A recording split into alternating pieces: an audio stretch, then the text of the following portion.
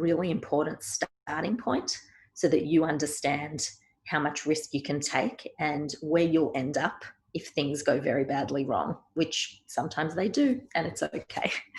So, I think it was most relevant to me when I took the leap out of medicine. And I did it in, a reasonably safe way. I went to business school and started doing an MBA. And I think it was, when I went from the MBA to Bain, which was such a corporate office environment, it was so different from medicine. And I thought, God, how am I going to go here?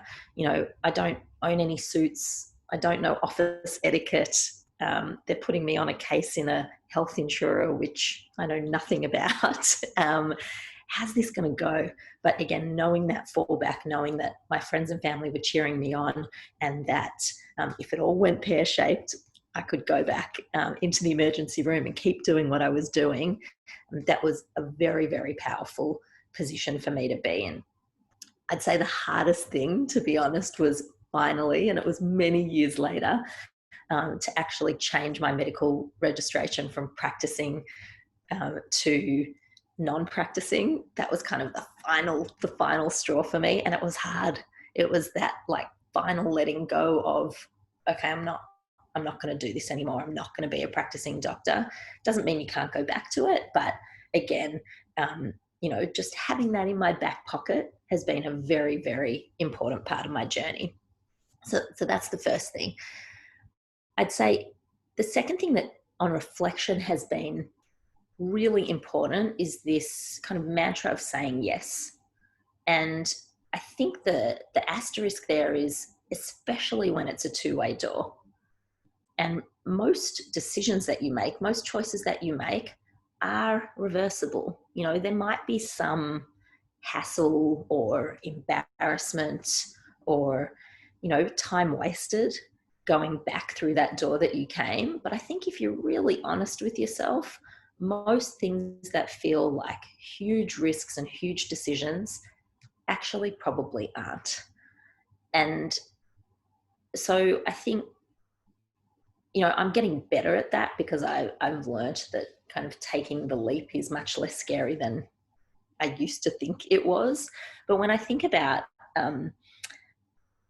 probably the first time I really felt that oh God, am I really going to say yes to this? Was when I had been working at Bain, and I was on maternity leave from having my first child. My son Miles is 9, and I had intended to have a pretty leisurely year off and go back to Bain and sort of continue my career there. And then I thought, I don't know if I want to do this, and was sort of playing with the idea of going back to finish my emergency medicine training. I just was really a little bit lost, wasn't really sure what I was going to do. Plus I was exhausted, right? I had a 3-month-old baby. I just thought, how does anybody ever work again once they've done this? And just out of the blue, I got a message from Chezi Leibovich, who is one of the founders of Catch of the Day, and we went to school together. Hadn't seen each other for about 20 years. And he said, hey, I've started this company called Catch of the Day. Wow, well, that's pretty impressive. I didn't know that you had done that. And we're looking for somebody to run our daily deals business called Scoopon. And I for sure thought that he had made a mistake, because I thought, why are you calling me?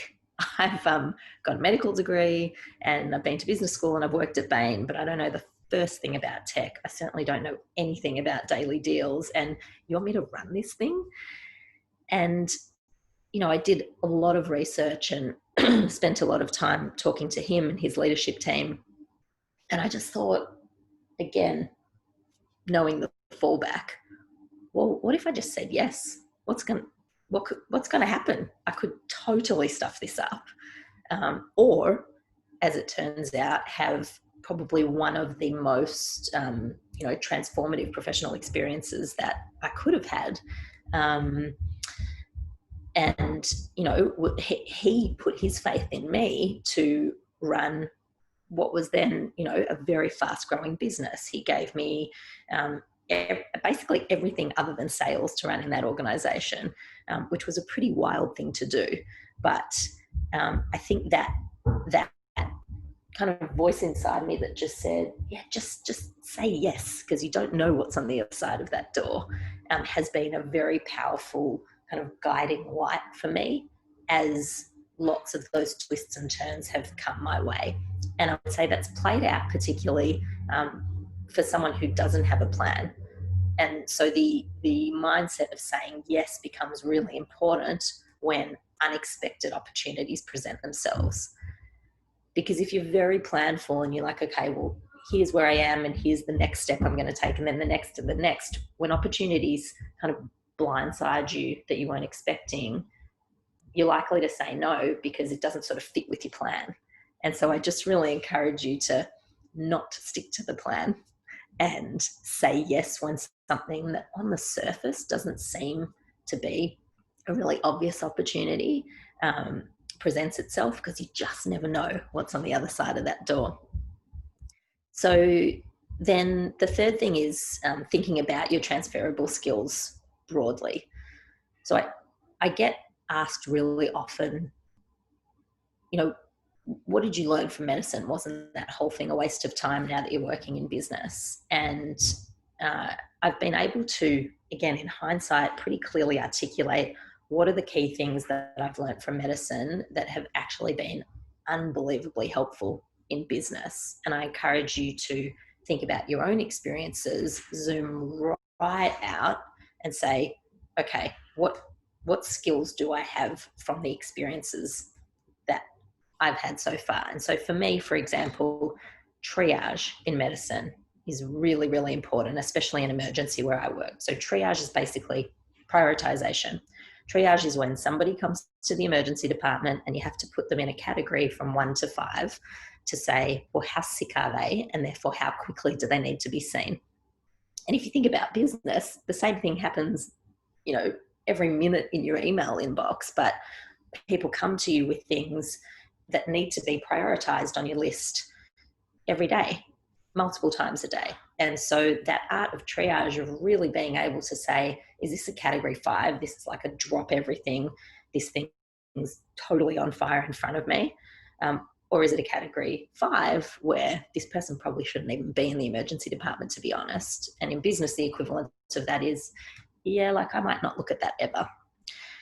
And my inbox has I think I'm up to about 70,000 unread emails in my Uber Eats inbox. That's kind of the practical application of this for me. There are so many category 4s and 5s that come into your email inbox that just do not need to be read. They do not need to be looked at. If you can work out how to stop them from coming into your inbox, good for you. I can't.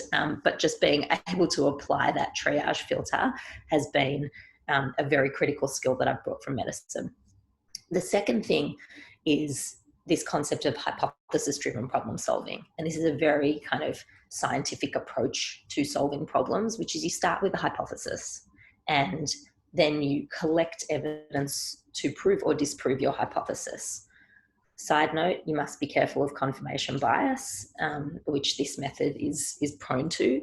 But what's helpful about it versus, shout out to all the lawyers out there, kind of a bottoms up blank sheet of paper, I'm going to go read everything and eventually find the answer. This is the opposite of that. This is basically saying, I'm going to take an educated guess at what the answer is based on what I know and who I've spoken to, and then I'm going to very carefully go and pull out qualitative and quantitative pieces of information that help me work out whether my hypothesis is right. And when you're in fast-moving business and when you're in the emergency department, you don't have a lot of time. And so you've got to always have an answer that you're refining so that you can keep moving.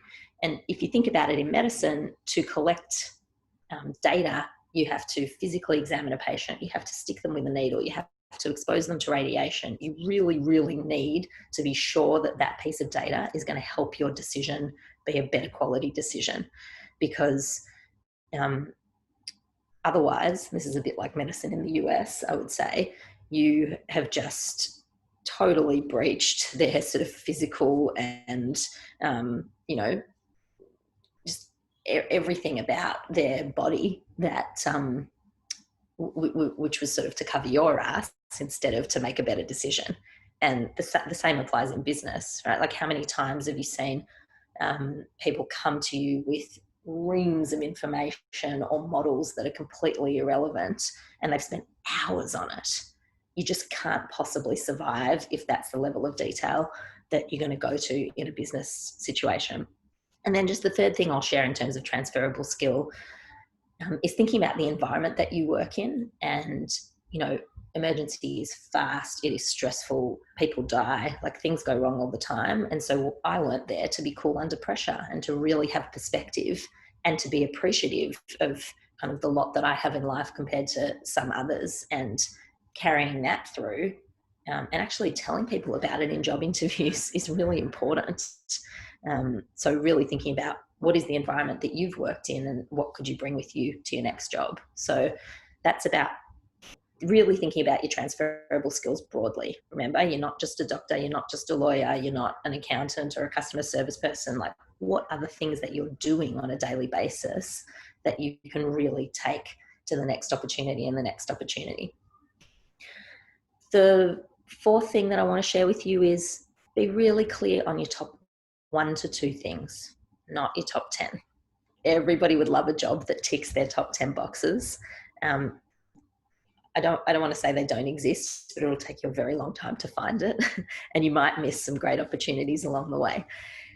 And I really say this because there is something to learn from every experience, and every job has shitty pieces, right? Everybody on the call knows that. There are lots of things about your job that you don't like, and lots of things about any job you'll try that you also won't like. So my 2 examples here, I would say, when I was in the US, I had started working for a company called Thumbtack, which is an online platform that helps connect customers with services that they need. So it helps you get anything done: a photographer for your wedding, a math tutor for your child. And I was running operations, which after Scoopon was kind of my thing.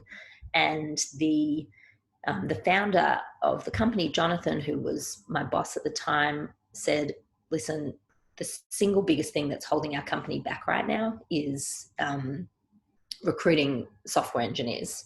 And we're having real trouble hiring a high quality VP of people to run recruiting and all of the people functions in the business.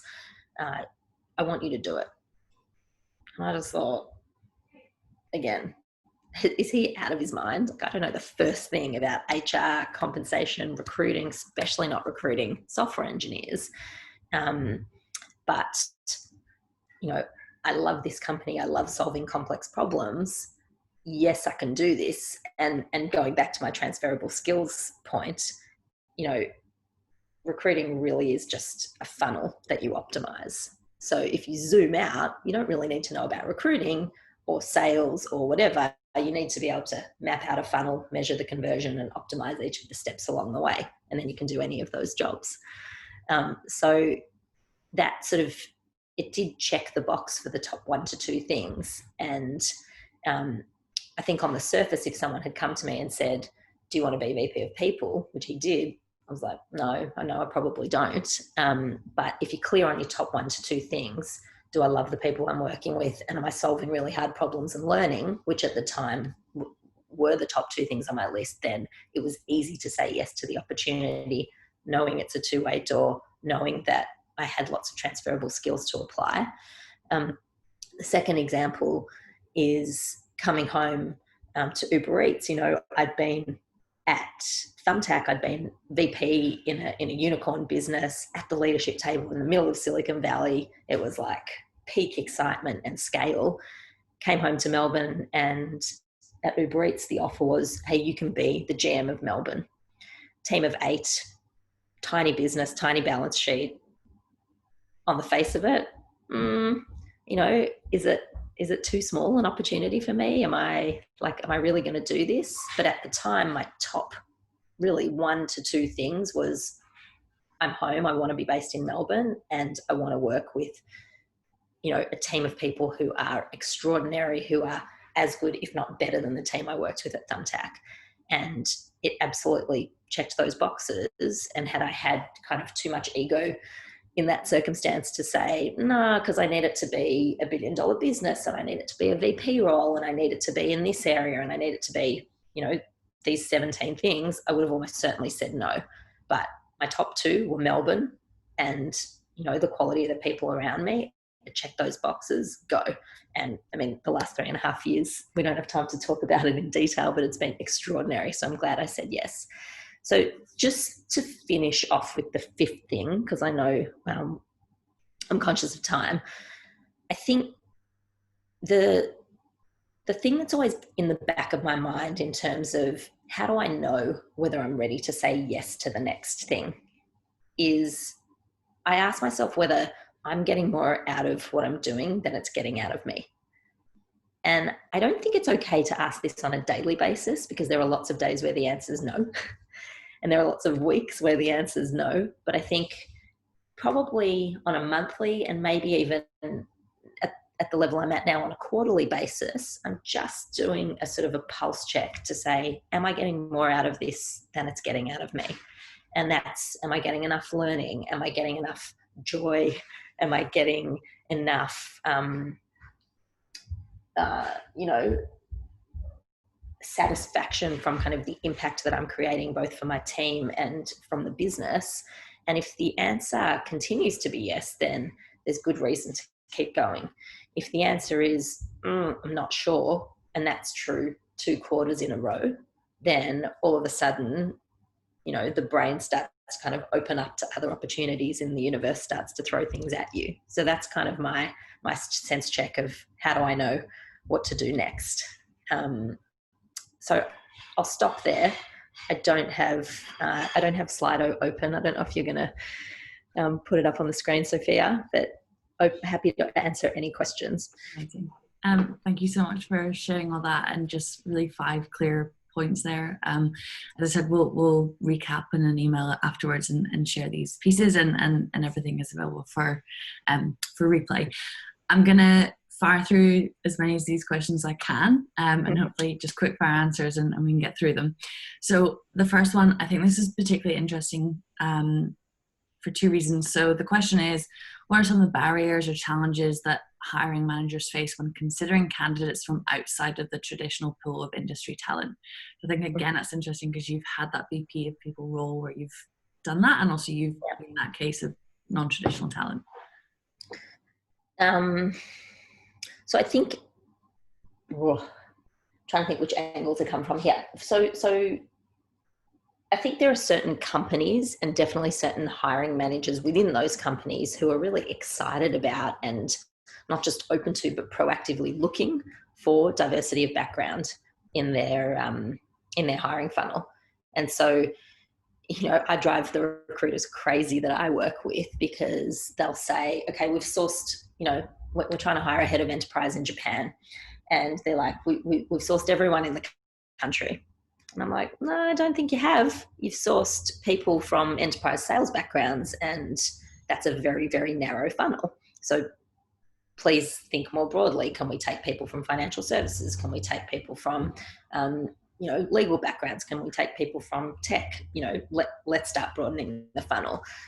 So I think it's helpful for you as a candidate to know, okay, which companies kind of have that open mindset, and then is the hiring manager for this role the kind of person that's open to non-traditional backgrounds? And you can ask the recruiter that, right? So it's a good question to ask up front.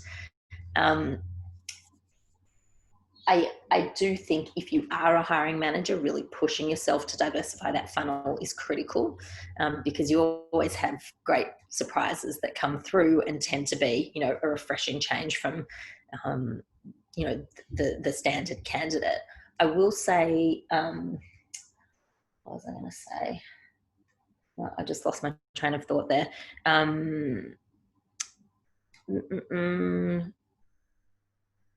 No, lost it. I just think, like, the message as candidates on the other end of this is look for the companies and the hiring managers who are open to, I remembered what it was. So good practice as hiring managers is to list 3 to 5 must-have competencies as you're writing a job intake form for a role. If you're not writing job intake forms when you're hiring, then you're definitely not hiring well. I can tell you that, because you're not clear, nor are your panelists who are helping you through the interview on what you're looking for. So if you're writing good job intake forms that say, here are the 3, max 5 must-have attributes for these candidates, then it shouldn't really matter what background they're from, as long as they can demonstrate that they have those attributes. So, for example, I'm hiring for a head of strategy and planning for Asia Pacific. I have got commercial acumen, problem solving, resource allocation, stakeholder management, communication. Like, those are my 5 categories, and I've got more description in there, but you can have those things from lots of backgrounds. You don't have to come from a strategy and planning background. You may find that you have to work harder to prove some of those things, but that's the preparation you then do as a candidate. Great. Next one. What do you think about the value of an MBA for a career in tech or startups nowadays? So I don't think you need an MBA. I haven't seen a lot of employers that say, I'll only hire this person if they have an MBA. And I think particularly in Australia, that's true. It's probably maybe more necessary in a US context. I think it's like expected because so many more people do it, but I don't think you need it. I think it is a really wonderful and actually quite easy way to make a career transition. So if you can afford both the time and the cost, then it gives you, I think, some of the basic tools, as well as a really powerful network and just a bit of structure around a career pivot. So for me, who had literally never opened Excel or Google Sheets in my life before I went to business school, thank God I did, because it meant that by the time I was sitting there at Bain trying to build a model, I had like some basics from business school. Same with just accounting and finance language, organizational psych language. I just think it's less scary when you've seen some of these concepts for the first time in an educational context than in the first job that you get when you've pivoted. So I'm a huge fan of it for sort of personal growth, learning, networking. I don't have it as a must-have on any of my senior hiring roles at Uber.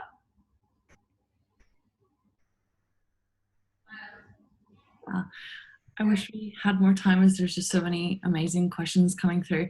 I guess one that I'm going to try and knock off quickly and sneak in is, how do you ensure continued professional development in a startup world? So if you're coming from a corporate, it's very much built in, and you're going to get that. So how do you assure that in a startup environment? I think you get it whether you like it or not. So if you've seen sort of the HR framework of 70-20-10, where learning and development professionals say 70% of your learning should come from just on-the-job learning, 20% should come from slightly more structured but still like peer and manager-based learning, and then 10% super formal. And I think a lot of people focus on the 10%, which is the formal learning that a lot of startups don't have. Don't worry about it. If you want to, you can ask for time or money to go to a conference or go to a course, or pay for it yourself, which is probably a better answer if you're at an early stage startup, and just focus on the 70%. Right? Like the 70-20-10 is not supposed to happen every month. It's supposed to happen over a period of time. And if for 2 years